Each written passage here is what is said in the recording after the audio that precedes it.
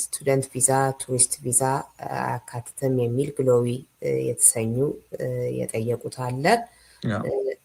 እንደዚሁም ደግሞ ዋት አባውት ቢ1 ቢ2 እናትና አባቴ ኢንተርቪው አልፈዋል፣ ሜዲካልም ጨርሰዋል፣ 1 ወር አልፏቸዋል፣ ቪዛ እየጠበቁ ነው፣ እነሱን ይመለከታል ወይ? እነዚህን እስኪ የመጀመሪያው እንግዲህ የ75 ሀገሮች ኢትዮጵያ አንዷ የተከተተችበት የጉዞ እገዳ እንደሌሎቹ ከዚህ በፊት እንደነበሩት የ39 ሀገሮች የጉዞ እገዳ አይደለም።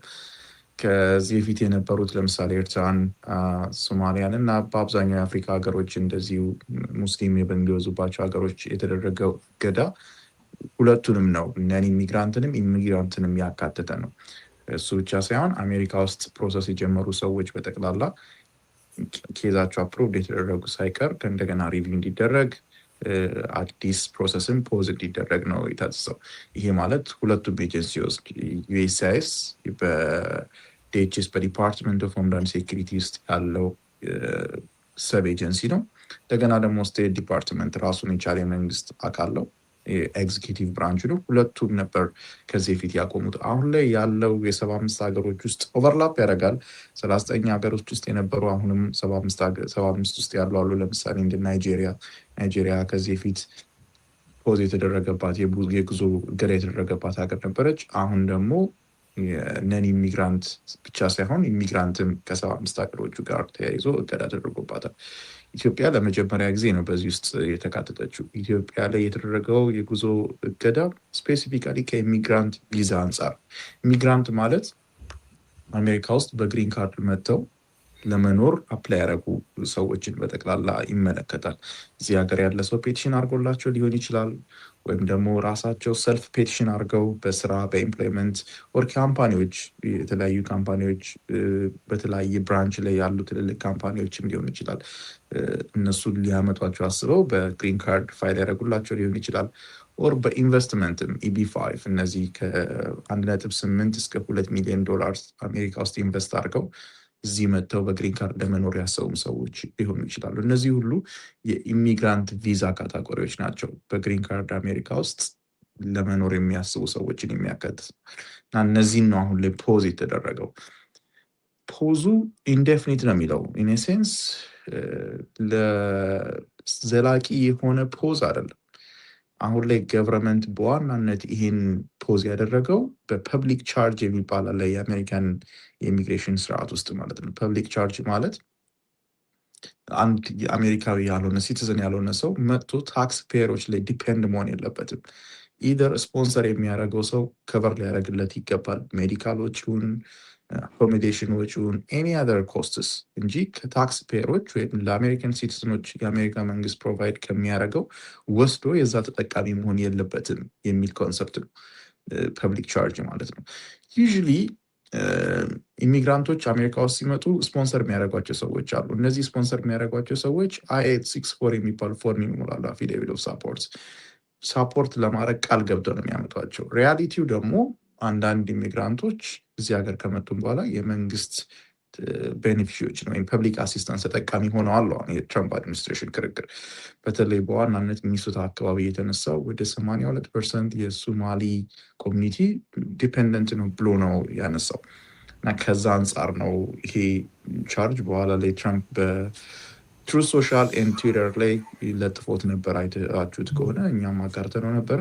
ኢትዮጵያ አፕሮክሲሜትሊ ወደ 47-48% የሚሆኑት ኢሚግራንቶች ቤኔፊት ይወስዳሉ ከመንግስት። ስፔሲፊክ አይደለም፣ ነን ኢሚግራንት ስታተስም ሆነው ሜዲኬት ላይ ያሉት ሰዎች ሊያካትት ይችላል። ግን ኢትዮጵያኖች በጠቅላላ ወደ 47%፣ ሌሎች ሀገሮችም እንደ ግብፅ፣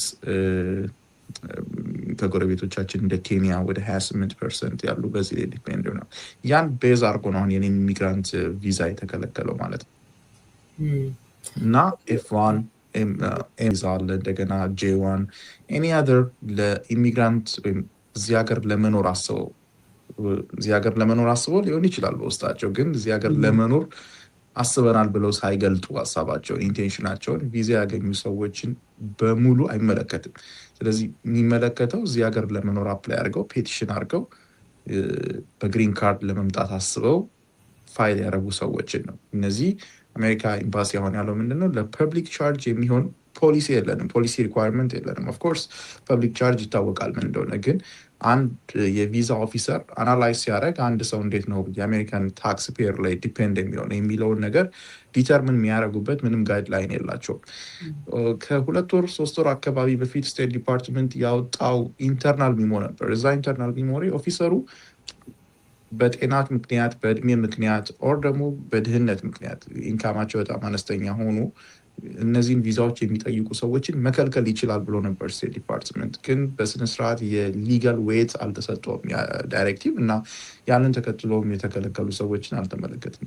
አሁን ግን ጥረት ያለ ክሊር የሆነ ጋይድላይን ለማውጣት አስበናል ብለው ነው ይሄን ኢንዴፊኒት ህግ ያወጡት። ስለዚህ ኤፍ1 ጄ1 ኤም1 ቢ1 ቢ2ን አይመለከትም፣ ኢሚግራንቶችን ብቻ ነው የሚመለከተው። አንድ ጥያቄ ነበረ። ቤተሰቦች ሜዲካል ወስደዋል፣ ኤቭሪቲንግ ጨርሰዋል። እንግዲህ ይሄ የሚመስለኝ የእናትና አባቴ ኢንተርቪው አልፈዋል፣ ሜዲካልም ጨርሰዋል፣ 1 ወር አለፋቸው፣ ቪዛ እየጠበቋል።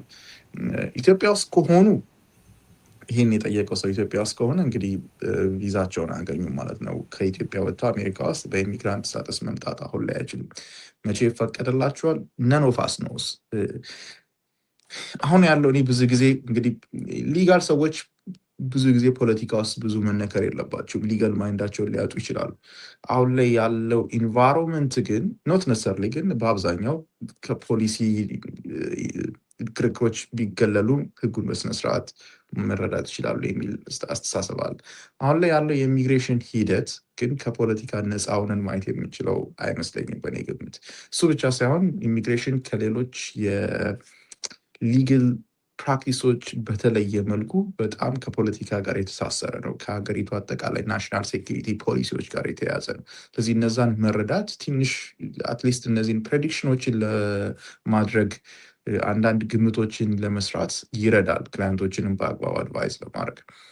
የትራምፕ አድሚኒስትሬሽን ኢንዴፊኒት ሲል በእኔ እምነት በጣም ረዘም ላለ ጊዜ ይሆናል የሚል እምነት አለኝ። ለምን? ምክንያቱም ይህን ፖሊሲ ድራይቭ የሚያደርጉት ዋይት ሀውስ ላይ ያሉ ሰዎች፣ ስቴት ዲፓርትመንት ላይ ያሉ ሰዎች በዋናነት ኤማቸው የኢሚግሬሽን መጠንን ለጥቂትም ጊዜ ቢሆን ወደ አሜሪካ መክታት ነው፣ መቀነስ ነው።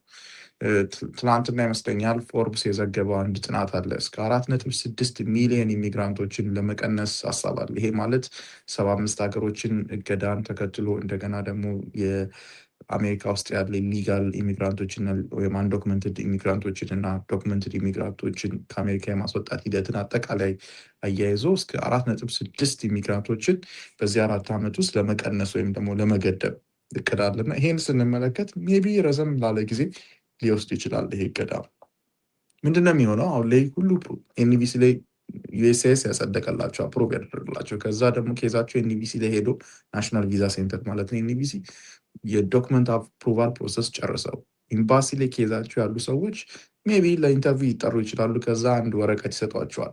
በአድሚኒስትሬሽን ሂደት ምክንያት አድሚኒስትሬቲቭ ፖስት ተደርጓል የእናንተ ቪዛ፣ ስለዚህ ስናንቀሳቀሰው ድጋሚ እንጠራቸዋለን የሚል አንድ ሌተር ነው የሚሰጧቸው። እንግዲህ ወደፊት ይጠሯቸዋል ተብለው እንዲጠብቁ ማለት ነው።